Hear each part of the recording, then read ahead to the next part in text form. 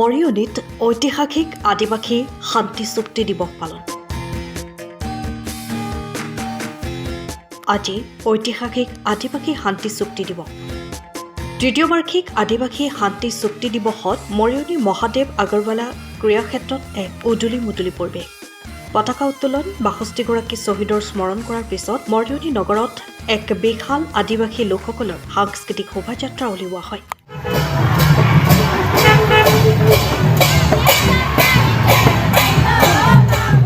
এই সাংস্কৃতিক শোভাযাত্ৰাত সাংসদ কামাখ্যা প্ৰসাদ তাছা, বিধায়ক ৰূপজ্যোতি কুৰ্মী, আদিবাসী শান্তি চুক্তিৰ বিষয়ববীয়াসকলে অংশগ্ৰহণ কৰে।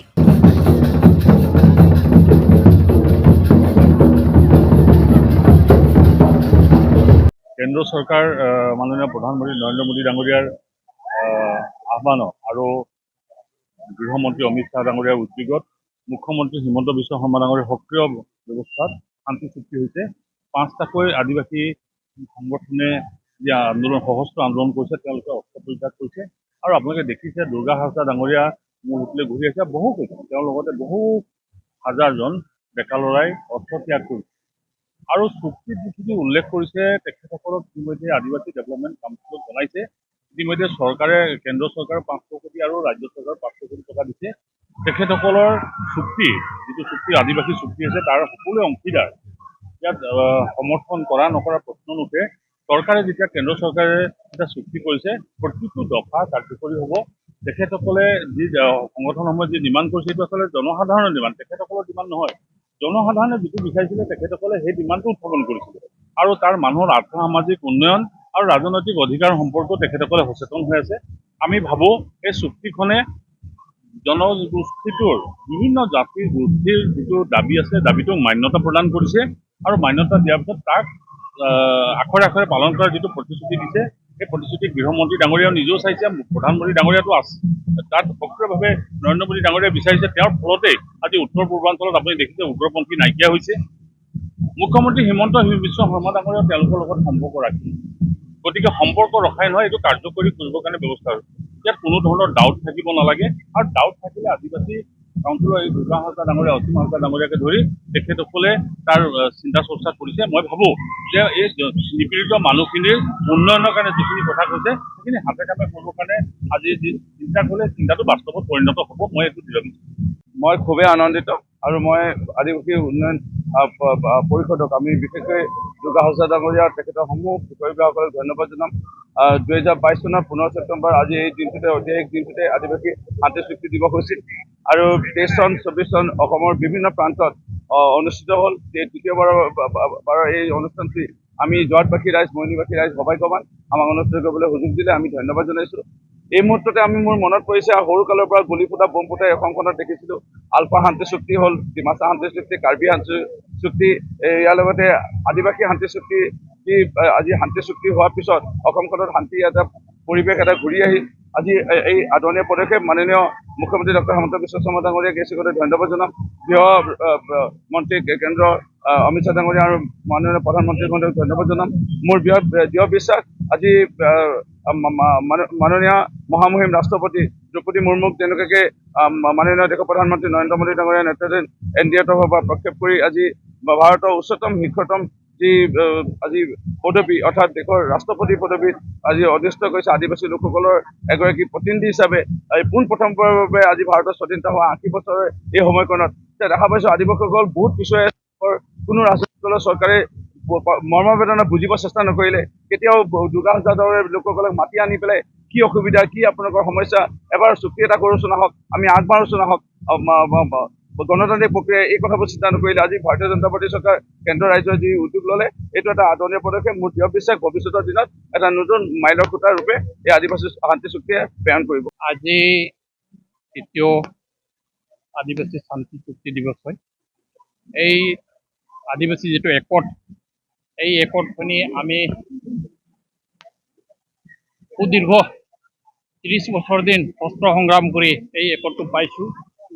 আৰু ২০২২ চনৰ আজিৰ দিনটোত আমি একতটো কৰিছোঁ। আৰু এই একত কৰাৰ আগতে আমাৰ বহুখিনি আদিবাসী জনগোষ্ঠীৰ মানুহ নিজৰ তেজ দিব লগা হৈছে। বহুখিনি মানুহ মৰিছে মুঠতে এই চুক্তিখিনি তেজৰ বিনিময়ত পাইছোঁ আৰু সেইকাৰণে আজিৰ দিনটোত আমি স্মৰণীয় দিন হিচাপতে আদিবাসী শান্তি চুক্তিটো উদযাপন কৰি আছোঁ লগতে আমাৰ ইয়াতে মোৰ মৰমৰ দাদা আছে আমাৰ MP দাদা আমাৰ মৰমৰ ভাইটি আছে আমাৰ ৰূপজ্যোতি কৰ্মী তেখেতসকল সদায় সক্ৰিয় হৈ থাকে আৰু আমাক সহযোগ কৰিছে আৰু আজিও দেখিছে তেখেত দুইজনক সাধাৰণ ৰাজ্যৰ লগতে খোজ কাঢ়ি আছে নেতা হিচাপত নহয় আজি মানে ৰাজ্য হিচাপত খোজ কাঢ়ি আছে আৰু কি মইতো আপোনালোকে জানে মইতো বন্দুক ধৰা মানুহ আছিলোঁ এতিয়া চাৰেণ্ডাৰ কৰি দিলোঁ আৰু কি ক'ম আৰু বাকীখিনি চুক্তিখিনি ৰূপায়ণ হ'ব লাগে গোটেইখিনি জনজাতিকৰণ হ'ব লাগে আৰু এই চাহ বাগানৰ মানুহবিলাকৰ যিখিনি আৰ্থিক দুৰৱস্থাটো চৰকাৰে বিবেচনা কৰিব লাগে সেইবিলাকক ভাল হাজিৰাটো পাব লাগে মানুহ হিচাপত আমি জীয়াই থাকিব বিচাৰোঁ সেইখিনি আমাৰ এই অনুষ্ঠানৰ পৰা আপুনি অসমৰ ৰাজ্যলৈ কি বাৰ্তা প্ৰেৰণ কৰিব অসমৰ ৰাজ্যটো কি প্ৰেৰণ কৰিম কি পাব লাগে আমি চুক্তি ৰূপায়ণ হ'ব লাগে আৰু চাহ বাগানৰ যিখিনি সমস্যা আছে উজনি অসমত মেক্সিমাম চাহ বাগানৰ সমস্যাবিলাক দেখি থাকোঁ এই চাহ বাগানৰ সমস্যাবিলাক সমাধান হ'ব লাগে শ্ৰমিকসকলে মানে সঠিক যিটো পাওনা হাজিৰা অসমত মাটিৰ পাট্টাটো পাব আমি চৰকাৰক জনাই আছোঁ সদায় আমি চৰকাৰৰ অংশীদাৰ হ'লেও চৰকাৰক জনাই আছোঁ আৰু আমাৰ লগত দুইজন যিখিনি নেতা আছে তেখেত চৰকাৰৰ প্ৰতিনিধি হ'লেও ৰাইজৰ লগতে সদায় থাকে আৰু ৰাইজৰ হৈয়ে ঘূৰি আছে আৰু চিধা চিধি কথা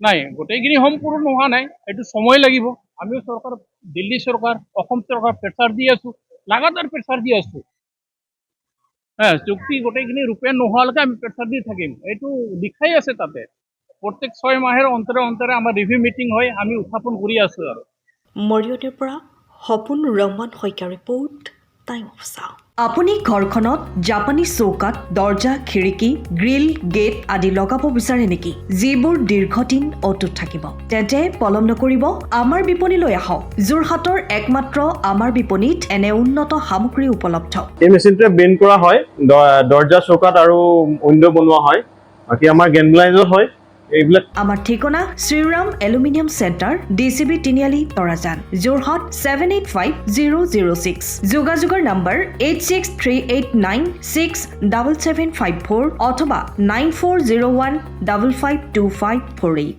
পাল্লা বনোৱা আছে তো গেলভেনাইজৰ হয় এইটো প্ৰেছ ষ্টিল বুলি কয় তো গেলভেনাইজৰ উইণ্ডো হয় ইয়াত ষ্টিলৰ এইবিলাক গ্ৰিল দিয়া আছে এক্সট্ৰাকে গ্ৰিল প্ৰয়োজন নাই গ্ৰিল চব লাগি গৈছে আৰু ইফালে মস্কিটো নেটো দিব পাৰে এইটো মস্কিটো নেট এফালে বেক চাইডে মস্কিটো নেটৰ পাল্লা আছে পকাত নি পিনে ঘৰটো আৰম্ভ কৰোঁতে লৈ যাবলগীয়া হয় তেতিয়া পকাত দি দিলে মানে ইয়াত ঢেলাই সোমাই যাব মছলা সোমাই যাব বালি মছলাটো ভৰাই দিলে মানে মজবুত হৈ যাব ইয়াৰ সময়ৰ খবৰ সময়ত পাবলৈ ফলো কৰক টাইম অফ আছাম